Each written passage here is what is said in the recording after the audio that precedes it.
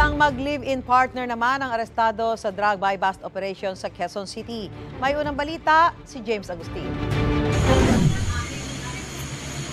Balikulungan ng mag-live-in partner na ito matapos silang maaresto sa drug buy-bust operation ng pulisya sa barangay Bagong Pag-asa, Quezon City.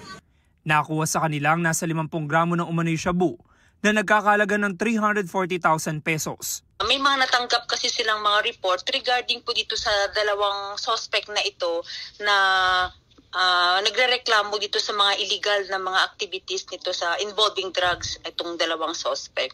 Ang mga parokyano po na kanilang mga usual na pumupunta sa kanila ay yung mga nandyan lang din sa nearby places. So within the area of San Roque, within the area of Quezon City lang po. Ang 54 anyos sa lalaking suspect, pangatlong beses nang makukulong dahil sa kasong may kinalaman sa droga ayon sa pulisya. Kalalaya lang niya nitong Pebrero. Pang-apat na beses namang naaresto ng 41 anyos na babaeng sospek sa parehong kaso. Dahil po sa hirap sa buhay. May nakuha po ba sa inyo droga? No-comment lang. Maaari pa mga sospek sa reklamong paglaba sa Comprehensive Dangerous Drugs Act.